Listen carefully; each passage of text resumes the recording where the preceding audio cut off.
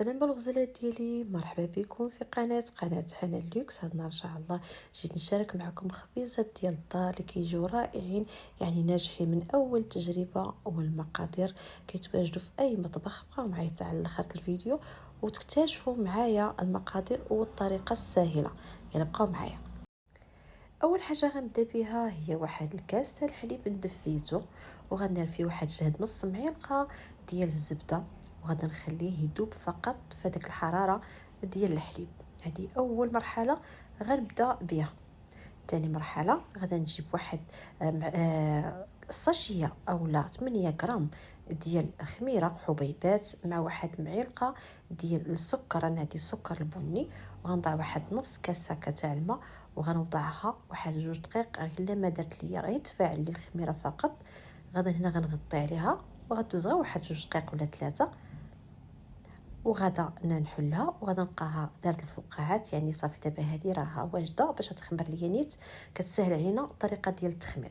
هنا غادا نوضع شويه د الماء دافي، غادا نوضع 2 سليف ديال الفرص هما الاولين، وغادا نجري هاد العجينه البنات، وغادا ندير فيها هاد الكاس تاع الحليب اللي دوبت فيه نص معلقه ديال الزبده، وغادا نجري هاد العجينه غير بيديا بحال هكا بالمعلقه، بحال غادا ندير البغرير يعني عجينه البغرير. من بعد عاد غادا نوضع زلافه اخرى ديال القمح ديال الفينو، وغنتبعها يعني الجوجه. يعني عندي هنايا 4 ديال الزيف. غادا نزيد الملحه، ومن هنا غندير تدريجيا غير بالمعلقه. غادا نبقى نجمع العجينه ديالي غير بالماء. الماء يكون البنات دافي، راكم عارفين دابا الحال بارد ضروري ما غادا ندفيو الماء. انا في حال سخون ما كندفيش الماء، كان غير الماء عادي هو اللي كنعجن. دابا لا راه ضروري ما ندفيوه باش تفاعل لنا ديك الخميره. طريقه جد سهله ودغيا دغيا كتوجد لينا، ما تحتاج حتى شي يعني تعب ولا. فقط كنبقاو غاديين كنستمروا بحال هكا. قطره الماء حنا كنديرو غير فقط غير معلقه.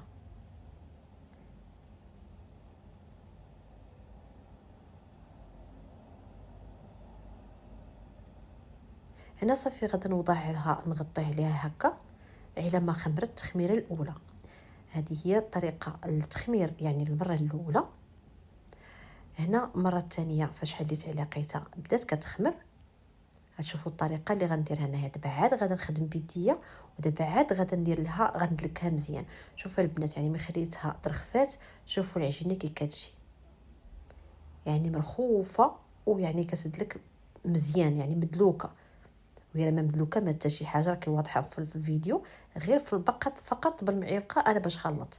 هنا تاني غادا نجي وغادا نخليها تاني تختمر مره ثانيه. غنغطي عليها. حنا كنخدموا شغلنا راه دغيا دغيا ما كتشدناش كاع نهائيا الوقت، راه دغيا دغيا كتختمر. هنا هي خمرات ليا العجينه، اما كتاخذناش الوقت ديال باش كتختمر. شوفوا البنات العجينه كي دايره يعني بحال تقولي دلكها بيديا بزاف. وانا راكم شفتوا الطريقه اللي درت. صافي هنا غادا ندير شويه ديال القمح يعني الفينو على سطح العامل اولا فرص. شوفوا نتوما باش بغيتو تقرصوا، انا درت الفينو. صافي غنفرغها كامله على سطح العامل. والطريقه هي هذه باش غنجمعها، يعني ما غاداش نخويها انا من الهواء بزاف. شوف كي غندير ليها باش غتجينا من الداخل داك الخبيزات غيجيونا مفشفشين يعني يجيو رطبين بزاف. الطريقه راه واضحه في الصوره. هنا غادا نقسم. هنا البنات انا غادا نجيب الميزان باش غنعبر لهاد الكرات هادو. انا درت فيهم 160 غرام في الوحده، وانتم على حسب اللاطه اللي عندكم ولا حسب شحال بغيتو ديروا. واش ديروا خبزات كبارين او متوسطين. المهم انا اكتفيت 160 كتخرج لي واحد 150 المهم اعتدلت انا درت 160 يعني وقديتهم كاملين 160. صافي هنا غادا نجي غادا نجمعهم بهذه الطريقه المعتاده اللي دائما كنديروها يعني عندنا في الخبز. طريقه جد سهله وبسيطه في العجين ديالها، ما كديروا لا مجهود في الدليك لا حتى شي حاجه. والخبز ما نقول لكمش البنات راه كيجي مفشفش مع داك الطرطيقات الزبيده اللي درنا داك نص معلقه، راه حتى هي كتساعد الخبز باش كيجي رطب بزاف. صافي غنبقى على هاد الطريقه حتى غنسالي الكويرات اللي عندي كاملين ديك الخبيزات، وانا كنستمر حتى غنكملهم كاملين.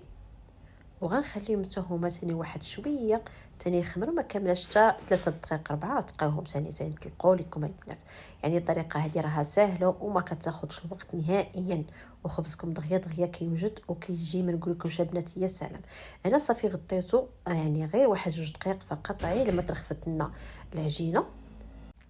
انا غنجيو غنبسطوها هكا غير بالاصابع ديالنا ونلويوها ونرجعوا ثاني نتنيوها للجهه الاخرى ونعاودوا نجمعوها. يعني راه واضحه في الفيديو. هذه هي الطريقه اللي كيديروها اصحاب المخبزات باش كيعطيكم هذاك الشكل، يعني الفراغ اللي كيكون في الخبز لداخل وكتجي هشيشه. كديروها بهذا الطرف الاصابع ديالكم وكتجمعوها بحال شكل الباكيت وترجعوا تعكسوها وترجعوا ديروها الطريقه هذه وتجمعوها. البنات صدقوني هذا الخبز هذا راه لا درتو مره واحده راه غتعاودوا وترجعوا تعاودوا، يعني غتوليو مدمنين عليه لانه كيجي زوين وكيجي يعني الداخل ديالو هشيش بزاف.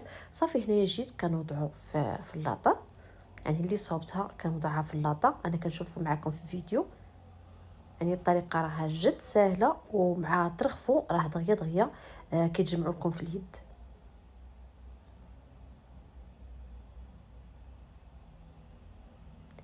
صافي انا غادي نبقى مستمره هاد العمليه هذه حتى غدا نسالي الكميه اللي عندي كامله، غير على حسب باش نوضح لكم. يعني كلشي درت له انا هاد الطريقه، حتى شي حاجه ما درتها من غير هاد الطريقه هذه. هاد الطريقه راه كنديروها البنات حتى في الباكيت. صافي وكنجمعوا طريقه جد سهله، ماشي شي حاجه اللي هي كثيره او لا صعيبه.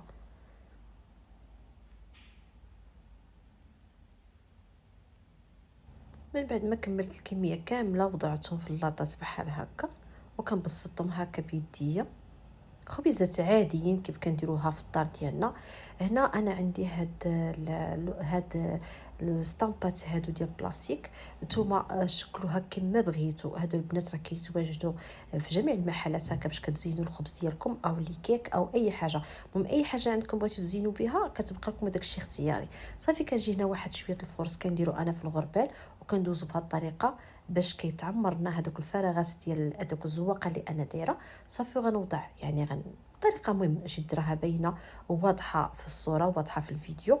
صافي غنستمر على هذه الطريقه ليهم كاملين وغادي نوضع وغنخليهم تاني يختمروا 10 دقائق لانهم جا راهم خامرين. غادي نخليهم 10 دقائق صافي وغنوضعهم في الفران. الفران البنات خصو يكون 250 درجه، يكون سخون مزيان. اول حاجه غنبداو بها هي الفران نخليوه يسخن مزيان، وعاد ديك الساعه غنوضعوا الطاوه الاولى نخليوها حتى تطلع ونطلعوها الفوق ونشعلوا الفوق، عاد نستمروا في الطياب ثاني الطاوه الثانيه.